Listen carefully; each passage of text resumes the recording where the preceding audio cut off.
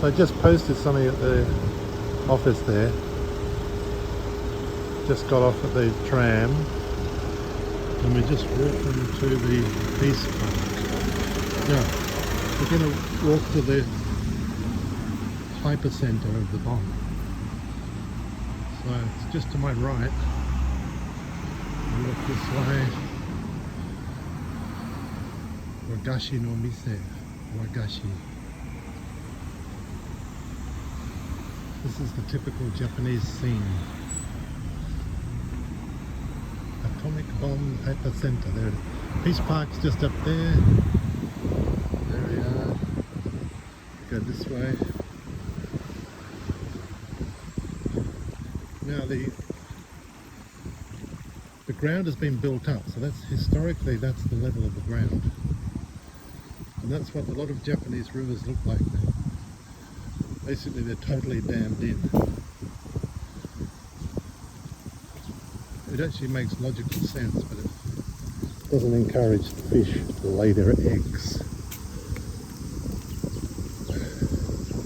There's the Professor Claude from Mawari-san. Here we are. So this is the second bomb dropped, just in case anyone gets mixed up. This is where we are at the moment. I was just here, I got off here, walked this way. Atomic bomb hypercenter. I've been to the hypercenter in Hiroshima, of course, but I don't want to confuse the two. And essentially the bombing here was rushed. They made 3 bombing runs over Kokura, which was historically the center of Japanese heavy industry, one of the first places to be bombed.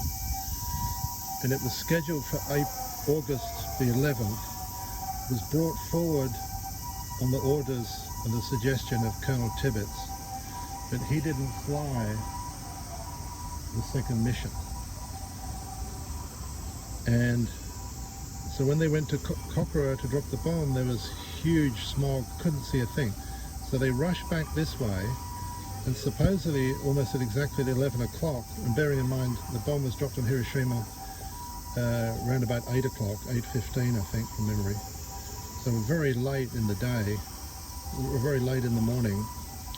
And then what happened was, supposedly they had a break in the clouds and they dropped the bomb, but I think that's not true. I think they just dropped the damn thing and got the hell out and went back to Okinawa. Because they were supposed to land at Iwo Jima, which was historically where aeroplanes that were short on fuel could land if they couldn't make it back to the Marianas Islands, in this case Tinian. And the plane that dropped the bomb, it just made it back to Okinawa. One engine died on landing and another engine died just as they were taxiing. Well, they actually lost control when they were taxiing. In actual fact, they used a special technique. The engines, the 4 right engines were now fuel injected because they had huge problems with them before. And they used to use a system where they dropped the revs on the engines down to 1600, just putting enough fuel through. It actually ruins the engines, but it saves fuel. So anyway, get that out of the way, back here. That's the atomic bomb hypercenter, and it's basically about 3 miles off target, northwest. Bearing in mind the extermination radius was a mile, and that was basically north and south because it was actually dropped in an industrial valley. So it was actually dropped easily way out. It just tells me that it's a complete fiction, that they saw through the clouds or something.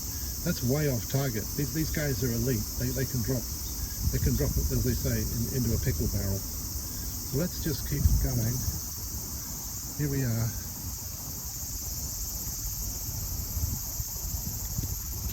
And there it is. This is actually quite peaceful. This is nice. There's the remains.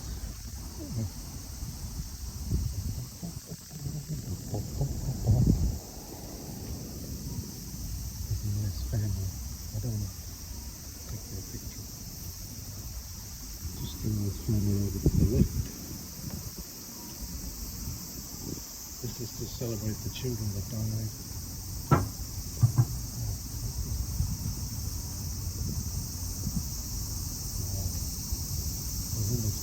to an amphitheatre.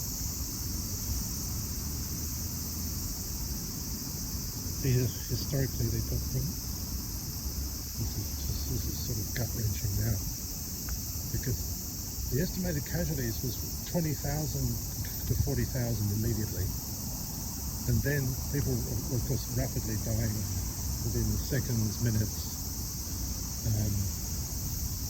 hours and days. So over the next week, probably another 20,000 died, and then the toll during, let's say, the people that died through in August, let's say it was somewhere between 40 and 80,000. Nobody actually knows. Who's going to count them? Unusual story, there were some Allied prisoners. I think the most is 23 Australians. There was some Dutch, one American. But of course mainly there was a lot of Japanese civilians. This was not really a military target. It was an industrial target, but not a military target. So there you are there. See? 73,884 died.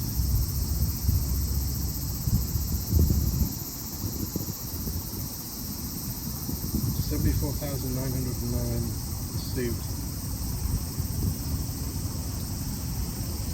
injuries.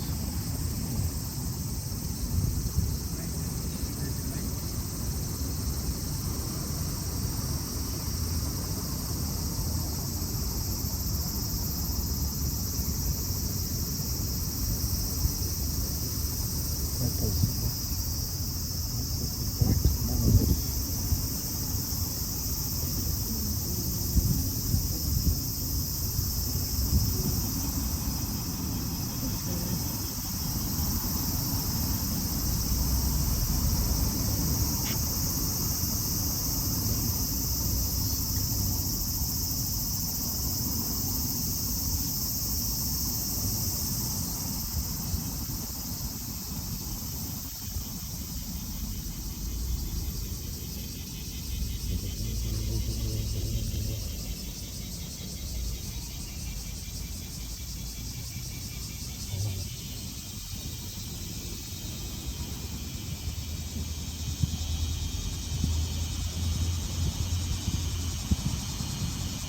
Mother and child.